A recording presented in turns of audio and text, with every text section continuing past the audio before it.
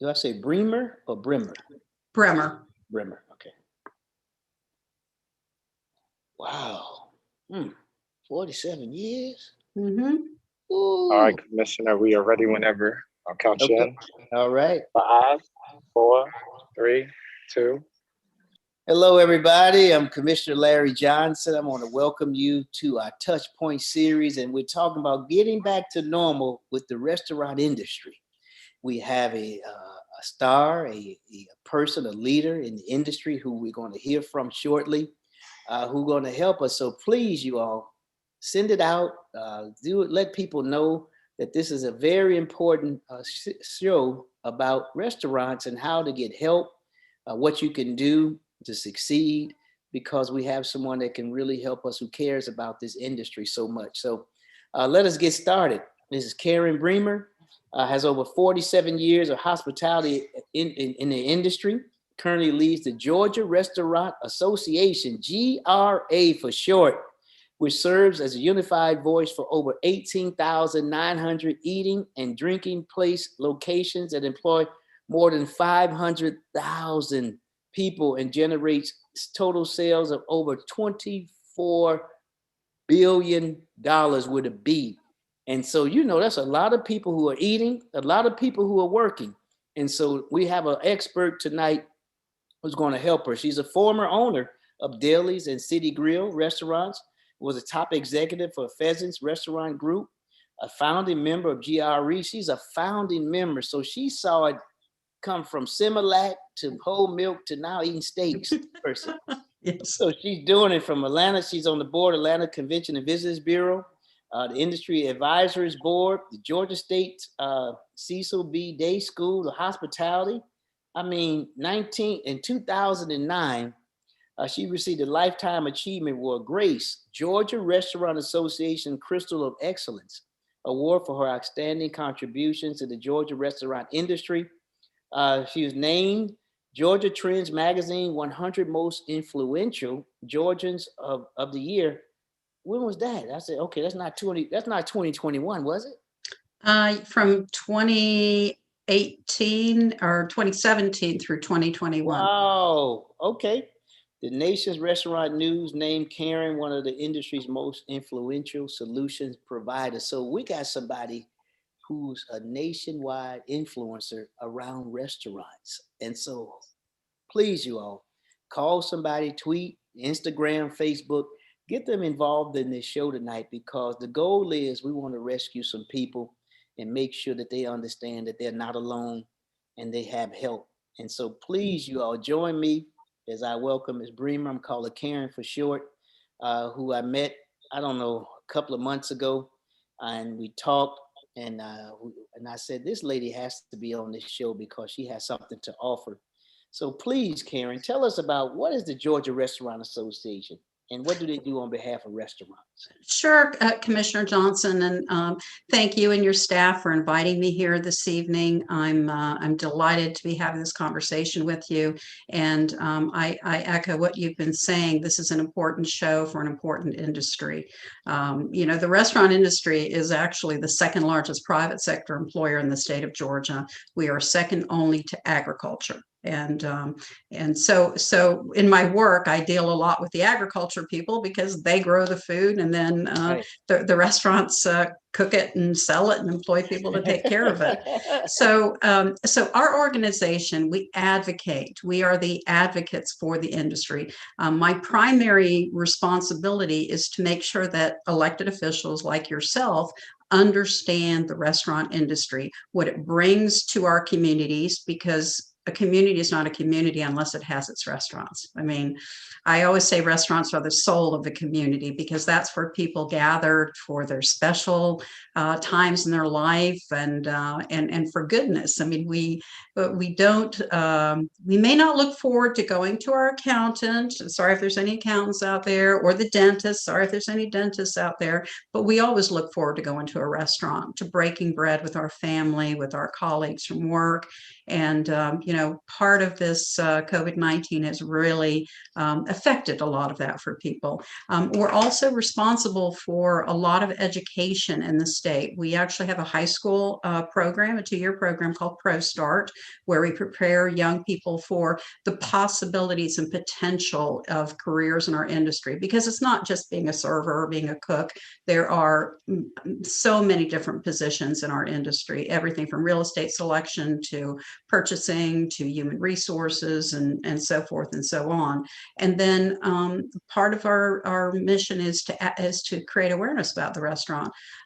Just as you invited me here today, I'm hoping to create awareness with restaurateurs and concerned citizens that are on the program today. And so kind of like to go back a little bit to where we started with COVID-19. And also I want to, there's 2 things that I always think people should know about me. And that's, I started in the business when I was 15 years old as a checker at an S&S cafeteria, and have been in the industry ever since. This is an industry that gave a young woman a lot of opportunity. I was a hard worker. People recognize that. And as a result, I was able to achieve some pretty impressive things in my career. And because I was a hard worker, and because I had compassion and I cared and I took responsibility for things, so it's a job that the industry is really open to everybody. I was a business owner as a woman in a very, very male-dominated industry, and in a very tough industry, and was successful. But anyhow, I'm going to take us back to over a year ago. Take us back to the beginning of March. In the beginning of March, it was evident to me and to other industry leaders that this was coming, and we needed to be thinking about it and what we could do at that point. So beginning of March, before we went into lockdown, before we went into masks and everything else, I contacted the governor's office and requested that if restaurants had to close down, please let us stay open for delivery, carry out, and curbside. That was something that could help restaurants sustain, could help them a little bit stay in business. And then we did outreach all of the state, to you, to all the mayors, all the different local elected officials, and requested y'all to do things like pass an ordinance, emergency ordinance, allowing beer and wine to be purchased to go, to come up with grants, different grant programs to assist restaurants, to allow for sidewalk dining. We're very fortunate in DeKalb County that we do have such a rich, culture of restaurants, and City of Brookhaven reached out. We had various cities all over the state say, what can we do? Well, let's get outdoor dining. Maybe let's help with grants to get heaters and tents and things like that, to get people outdoors to eat, because people feel safer doing that.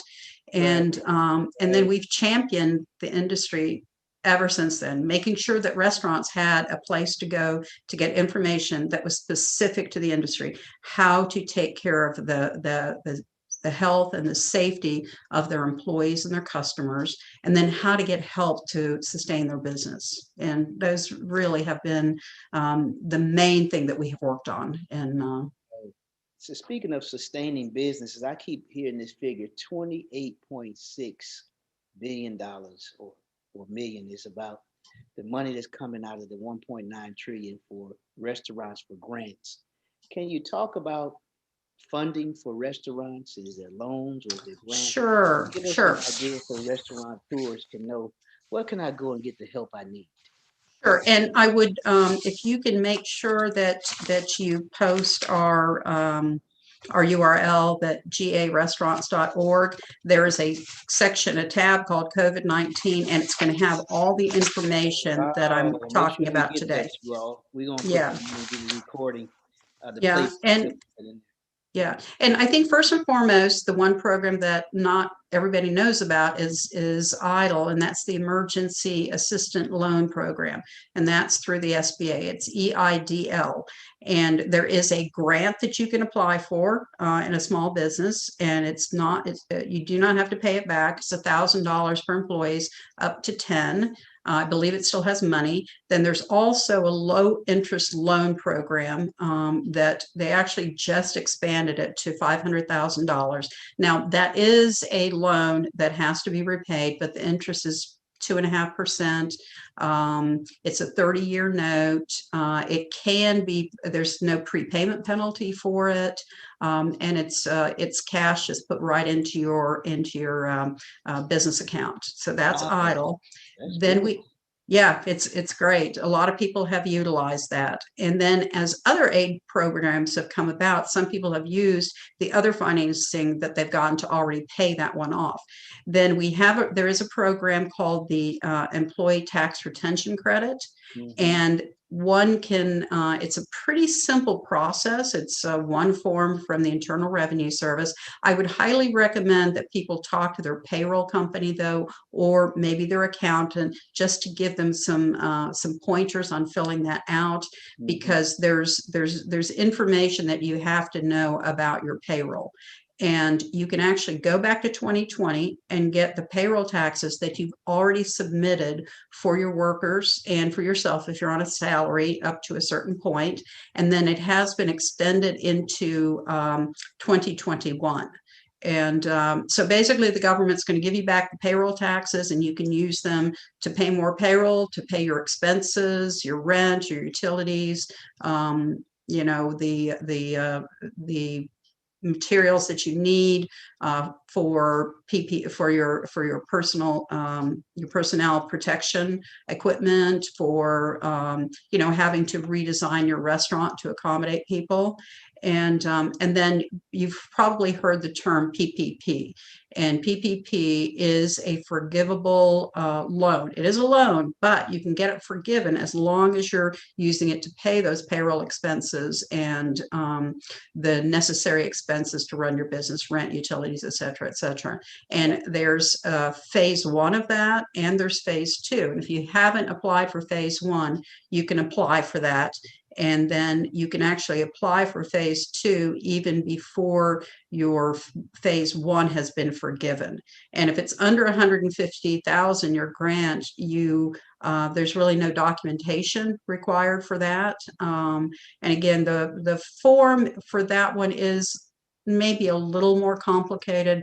These are the type of things you have to read and go through carefully. And again, I wouldn't hire an outside company to do this. There are people out there trying to sell themselves to people to do these forms. Use somebody that normally does your accounting, because they understand what your tax situation is, how many employees you have, and your whole situation on how it will work with these other programs. And that one can be completely forgiven. And then the newest one is the Restaurant Revitalization Fund. And that is the one that is in this newest 1.9 trillion that was passed. Okay. And this is a grant program. It is not a loan. And basically you are declaring what your revenue loss was, less what money you receive from PPP, and then it is a grant. It is not a loan. It is a grant for you to use and for you to spend to keep your business open or to take care of your expenses. And you can actually get this, you are eligible for this, I call it the RRF, even if you weren't open when COVID hit back in March. Many people were actually in 2019 getting ready to open a restaurant, and maybe had to open in March or April, but open to no business and to a shutdown. So there's a lot of eligibility for this. The application should be coming out any day. There's a lot of information. There's an 8-page question FAQs on our website.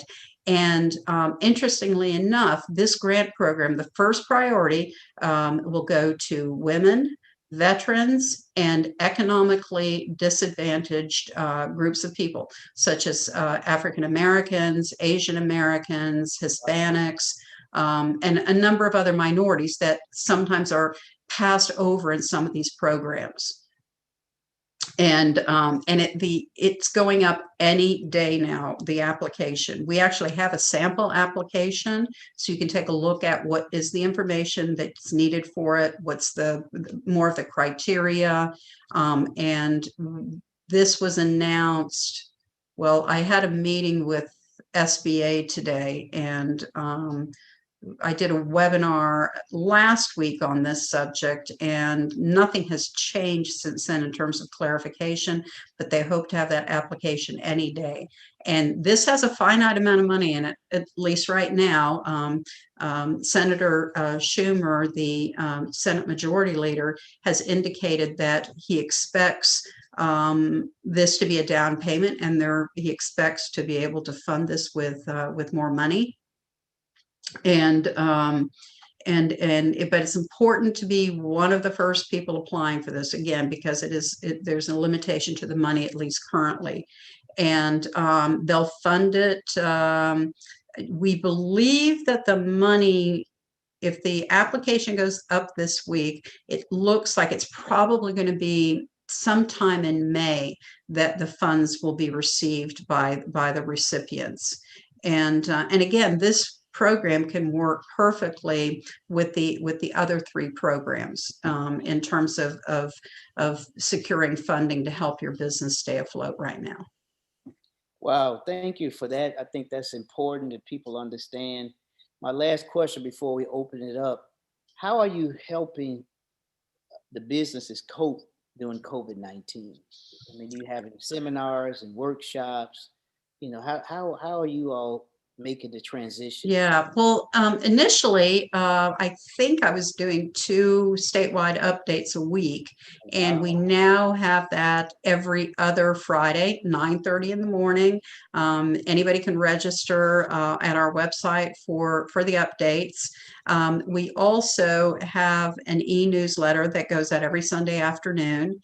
And we try not to blow up everybody's email. So let me clarify that initially. But we also have something called action alerts. And action alerts are important information for restaurants to know. And those go out maybe once a week, sometimes 2 times a week. You know, when there's a new executive order, we immediately write it up, put it on the website, explain it in plain English instead of government English, and we do that as an action alert and send that out to everybody. We also, if I can tell you, our website, even in the history of being a restaurateur, I've never seen so many people utilize a website. I mean, our new users last year were over 400,000. Wow. And half of them in the very beginning, actually about 40% of the people coming to our website were the workers coming to find information, because we have under our COVID section, we have a whole section just for employees: how to get rent assistance, how to get fuel assistance. We trained somebody on our team to explain how to apply for food stamps and how to apply for certain federal aid. And then we also had a number of initiatives that for mental health.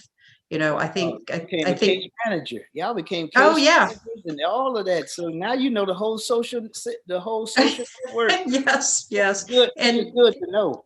Yeah, well, I know that I was concerned for my team with us working remotely. And, you know, I was talking, I remember about 3 weeks in, no, it was 4 weeks into this, I was talking to one of our team members, and she was telling me she hadn't left her house in 4 weeks. Mm-hmm. And so after I got off the call with her, I called her husband and said, listen, you need to take her out in the car, drive around the block, go through drive-through at Starbucks or something. But you got to get her out of the house, or she's going to have mental problems. Yeah. And you need to get her to, you know, see one of the therapists on with one of the services. It's, you know, our mental health is just as important as our physical health. Yeah. And this has been a stressful time for people, you know. not just in the restaurant industry, but I think stressful for everybody, unless you were living under a rock somewhere, you know. Right. Last question. How do you get customers to want to come back in the restaurant? Because people are still hesitant about Mm-hmm. COVID. What are some of the ways you're telling restaurants to ease customers back in? Mm-hmm. They were used to just doing takeout or, Uber Eats or whatever they out there, but now you want them to come in.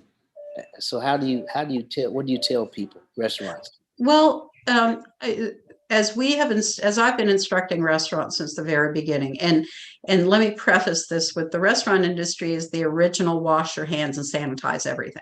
I mean, that's part of the work culture in the restaurant industry. You know, as a restaurateur, I think I wash my hands about 80 times a day, and to this day still do it. My husband thinks it's obsessive that I'm not working physically in a restaurant, but I wash my hands all the time. So I can't help it. I did it for so many years. But I've emphasized to everybody that you are even more in the spotlight now in terms of people's perceptions of how clean your restaurant is, what are the sanitation practices that you have. I remember in the beginning of March, there was a chef's meeting that I needed to go to, and even before the executive orders came out and the directions, I said, you need to put one person in your team that all they do is walk around and sanitize all touchable surfaces. Wait to bring out the silverware to the table after the guest has been seated, and make it visible that things are being sanitized and sterilized, and and ensure that your staff is following all the rules of covering their face. Encourage, you don't have to encourage your guests to wear their face coverings. I also spend a good bit of time with different journalists talking about that the guests have to respect the safety of the workers that are taking care of them. And we're all in this together. If we use our face coverings and wash our hands and we keep distancing, we we get vaccinated, we can really bring this where we can say, to our grandchildren, oh, this happened back in 2020, and my great grandchildren by then. And so because what the restaurant has to do is ensure consumer confidence, and the staff needs to ensure that consumer confidence. And again, it's going back to the basics in a restaurant: cleaning, sanitizing, and practicing good health practices. I think that is something that is going to stick with Americans, hopefully going forward. I mean, everybody has learned how to cough properly in our country, to cough into your shoulder or cover your face when you cough or sneeze. Sometimes parents aren't so good with the little kids. I'm seeing everybody make sure that their children are practicing that habit. I hope that habit stays, actually, because I think it's a very good habit and keeps people healthy. And, I encourage consumers that if they're still uncomfortable about going to a restaurant and eating inside, well, maybe try eating outside, or picking up your dinner on the way home to, have a good meal that you didn't have to cook yourself and clean your kitchen. I know I got pretty anxious there for a while. I said to my husband, it's all great, I love to cook and I'm a great cook, but I really want somebody else to cook for me and clean up after me. I'm looking for that. And then also gift certificates. A gift card will help a restaurant to extend their life, because it's definitely cash coming in. And I've also encouraged people, the people taking care of you in the restaurants, they're first responders. They're part of that critical infrastructure that's been taking care of us. And you and Ms. Atwaters and I talked about this earlier. Something that's really affecting the industry right now is we have about a 10% shortage of workers right now. So there's a lot of opportunity for restaurant workers. And I'm telling restaurant workers that if you're still out, once you get your vaccine, this is the time to go apply at that restaurant that you always dreamed of working at, that might be a step up for you into more upscale dining or something, because there's a very good chance they may have a position for you. And again, there's so much opportunity out there. Again, 10% of our workforce, we're short 10%, which means we're short of over 50,000 workers right now in the restaurant industry. And the metro area is really the concentration of restaurants. 2/3 of the restaurants in the state of Georgia are in the Atlanta metro area. And I think DeKalb is the second or third most restaurants. Fulton County has 6,000 restaurants, or did have 6,000 restaurants. We're still in the auditing phase right now to see how many have closed. We believe it's about 3,800 right now. Wow. So please put us on that list so we can receive the job listings. Give it to Ms. Atwater, because we would love to send those out and let people know about the restaurants. So please put us on your email list. Actually, we're referring everybody, the people with the jobs and people looking for the jobs, to the Department of Labor website. Okay. I know that there are over 200,000 job postings there right now. And again, it's an industry that embraces people that aren't afraid to take responsibility and genuinely like people and have a sense of humor, because the restaurant industry can be really trying at times, and so you have to look at it with a sense of humor. You have to be able to laugh at yourself. But I think that's probably true in every job that we have to look sometimes and go, that's really silly to get so serious about, Right. That is wonderful. You now you understand. Ms. Bremer shared with us a whole lot of information that's very critical to an industry that's second to farming in terms of positions and the economy. The economic stability of our state is tied to restaurants. I mean, from the 500,000 workers to the close to $25 billion in terms of the money that it brings in. That helps families. It helps our schools, sales taxes. It does a lot to the quality of life of our community. And so that's why this conversation tonight is so crucial. And we have to talk from that standpoint. They are really essential workers. Right. And people want to be connected and involved. So that's why we have this great discussion tonight. Yeah. And something else that is very interesting in Georgia, we have the highest percentage of Black-owned restaurants in the United States. 29% of all of our restaurants are Black-owned, and 19% Asian and 6% Hispanic. So that's 55% of all the restaurants. And I will tell you, there are many people that got into the restaurant business, maybe didn't have a college degree, started as a dishwasher, and now they're the CEOs of companies. Hank Aaron, God rest his soul, was a restaurateur and created so many jobs and provided so much opportunity. He owned Krispy Kreme franchises, Wendy's franchises, and if I remember correctly, IHOP. And there's numerous other minority leaders in our community that started in the restaurant business and have flourishing, really, really strong businesses. Mac Wilborn. Yes, Mac. He's great. He's great. Yep.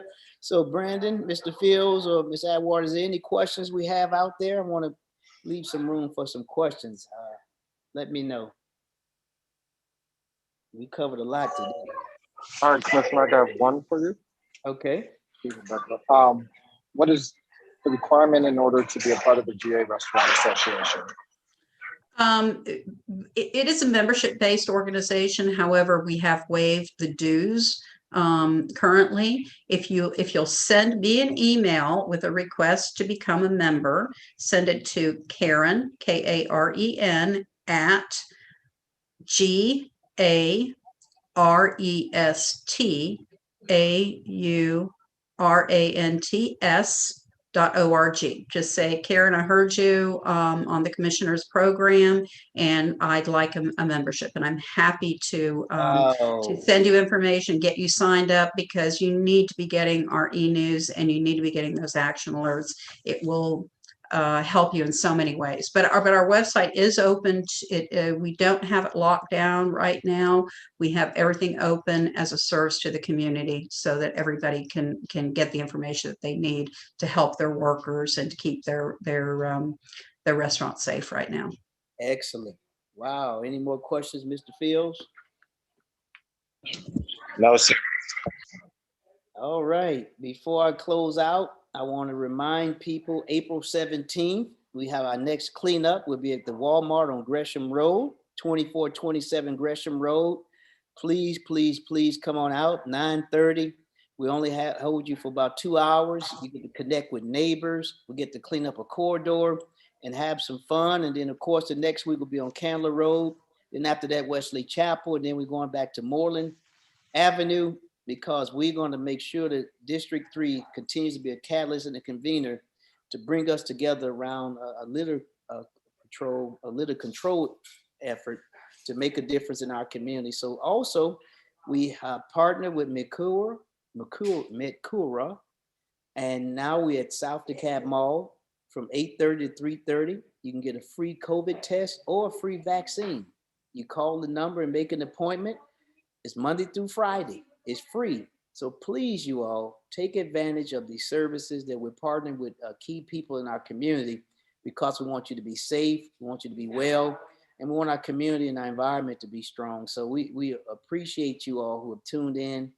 You could have been anywhere tonight, but you learned some great information. Mhm. You got some great resources for folks, because everybody passes a restaurant.